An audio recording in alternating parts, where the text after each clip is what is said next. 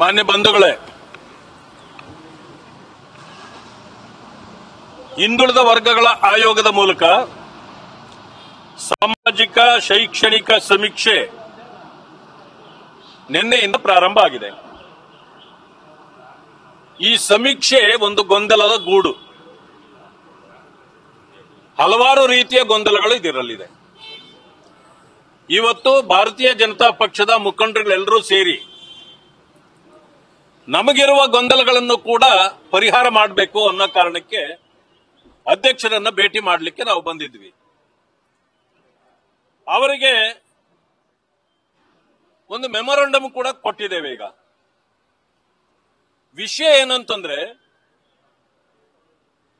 ಬ್ರಾಹ್ಮಣ ಕ್ರೈಸ್ತರು, ಲಿಂಗಾಯತ ಕ್ರೈಸ್ತರು, ಒಕ್ಕಲಿಗ, ಕುರುಬ, ಹೀಗೆ ಯಾದವ ಎಲ್ಲರನ್ನು ಸೇರಿಸಿದ್ರು.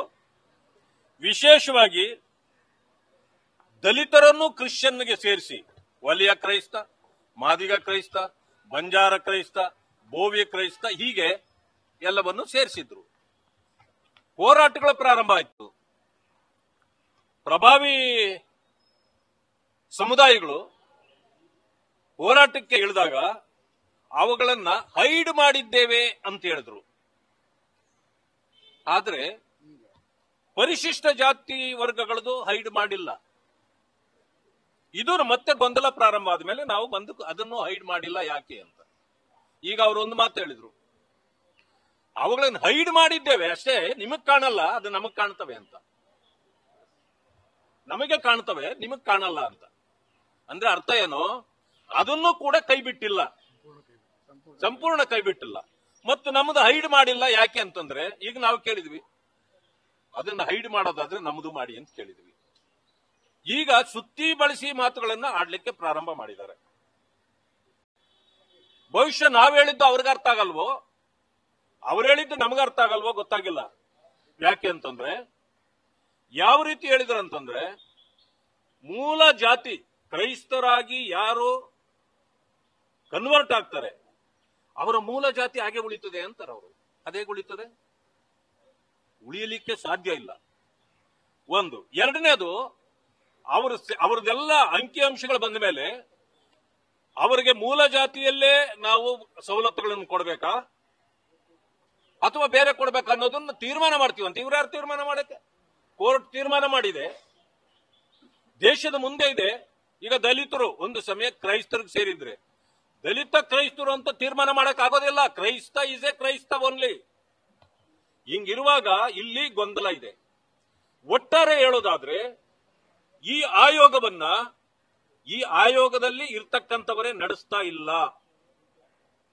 ಈ ಆಯೋಗವನ್ನ ಕಂಟ್ರೋಲ್ ಮಾಡತಕ್ಕಂತ ರಿಮೋಟ್ ಕಂಟ್ರೋಲ್ ಬೇರೆ ಕಡೆ ಎಲ್ಲೋ ಇದೆ.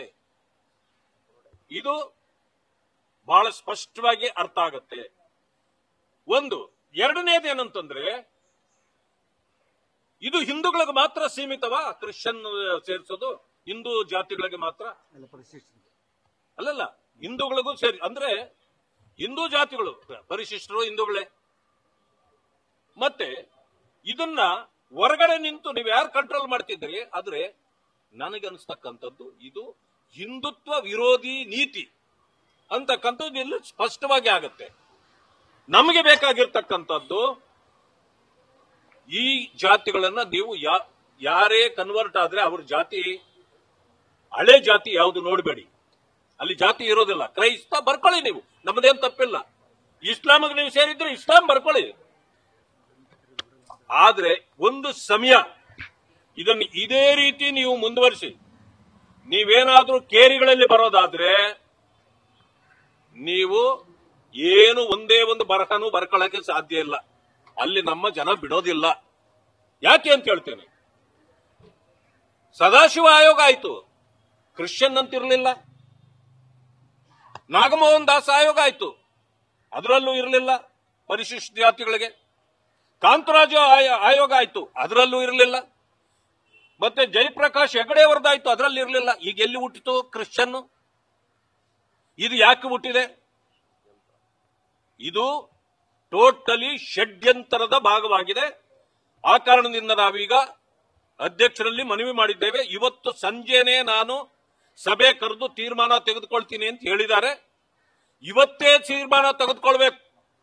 ಒಂದು ಸಮಯ ಇವತ್ತು ತೀರ್ಮಾನ ಆಗಲಿಲ್ಲ, ಮತ್ತೆ ಇದು ಮುಂದುವರೆದಿದೆ ಅಂತಂದ್ರೆ ಇದಕ್ಕೆ ಮುಂದೆ ಆಗ್ತಕ್ಕಂತ ಅನಾಹುತಕ್ಕೆ ನೀವೇ ಆಯೋಗವೇ ಕಾರಣ ಆಗ್ತದೆ ಅಂತಕ್ಕಂಥ ಮಾತನ್ನ ಅವ್ರಿಗೆ ಹೇಳಿ ಬಂದಿದ್ದೀವಿ.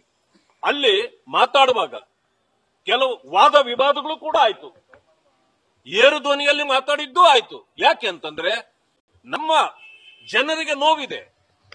ನೀವು ನಮ್ಮನ್ನ ಇದ್ದಕ್ಕಿದ್ದ ಹಾಗೆ ಅದೇಂಗೆ ನೀವೇ ಕ್ರಿಶ್ಚಿಯನ್ ಮಾಡ್ತಾ ಇದ್ದೀರಿ ಹೇಗೆ? ನಾವು ಕ್ರಿಶ್ಚಿಯನ್ ಒಂದು ಧರ್ಮ, ಆ ಧರ್ಮಕ್ಕೆ ಯಾರಾದರೂ ಸೇರಿದ್ರೆ ನಮ್ಮದು ವಿರೋಧ ಇಲ್ಲ. ಆದ್ರೆ ಅವನ ಇಚ್ಛೆ ಅದು, ಅವನು ಸೇರ್ಕೊಳ್ಬೇಕು. ನೀವು ಒಂದು ಆಯೋಗನೇ ಸೇರ್ಕೊಂಡು ಕ್ರಿಶ್ಚಿಯನ್ ಅಂತ ಮಾಡ್ದ ಅಂದ್ರೆ ನೀವೇನು ಅವ್ರಿಗೆ ದಳ್ಳಾಳಿ ಕೆಲಸ ಮಾಡ್ತಾ ಇದ್ದೀರಾ? ಇಲ್ಲ, ಪಾದ್ರಿಗಳಿರ್ಬೇಕು. ನೀವು ದಳ್ಳಾಳಿ ಕೆಲಸ ಮಾಡ್ತಾ ಇದ್ದೀರಿ ಅಂತ ಆಗತ್ತೆ. ಈ ದಳ್ಳಾಳಿ ಕೆಲಸಕ್ಕೆ ನಾವು ತಯಾರಿಲ್ಲ. ಇದನ್ನು ಮಾಡಬಾರ್ದು. ತಕ್ಷಣ ಇದನ್ನ ಕೈ ಬಿಡಬೇಕು ಅಂತ ಹೇಳ್ತಕ್ಕಂಥ ಮಾತನ್ನು ಹೇಳಿದ್ದೀವಿ.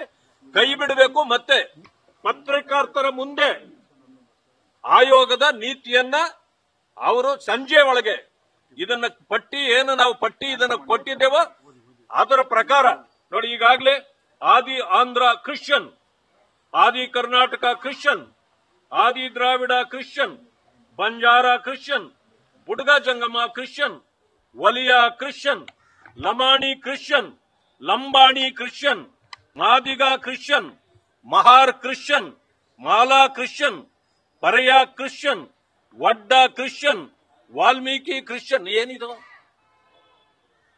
ನಾವು ವಾಲ್ಮೀಕಿ ಇದ್ರೆ ವಾಲ್ಮೀಕಿ ಹೌದು, ವಲಿಯ ಇದ್ರೆ ವಲಿಯ. ಕ್ರಿಶ್ಚಿಯನ್ ಸೇರಿದ್ರೆ ಅದು ಬೇರೆ ಕ್ರಿಶ್ಚಿಯನ್ನೇ. ಅದಕ್ಕೆ ಯಾಕೆ ವಲಿಯ ಕ್ರಿಶ್ಚಿಯನ್, ಅದಕ್ಕೆ ಯಾಕೆ ಮಾದಿಗ ಕ್ರಿಶ್ಚಿಯನ್? ಇದು ಷಡ್ಯಂತ್ರದ ಭಾಗವೇ ಹೊರತು ಇಂಥದ್ದನ್ನ ನಾವು ಸಹಿಸಿಕೊಳ್ಳಲಿಕ್ಕೆ ಸಾಧ್ಯ ಇಲ್ಲ. ಈಗ ನೀವು 43 ಜಾತಿಗಳನ್ನ 33 ಜಾತಿಗಳನ್ನ ಯಾವ ರೀತಿ ಹೈಡ್ ಮಾಡಿದೀವಿ ಅಂತಂದ್ರೆ ಅದನ್ನ ಇದಕ್ಕೂ ಮಾಡಿ. ಇಲ್ಲ ಅಂತಂದ್ರೆ ಇದು ಅದು ಎರಡು ಒಂದೇ ಆಗಿರ್ಬೇಕಲ್ಲ.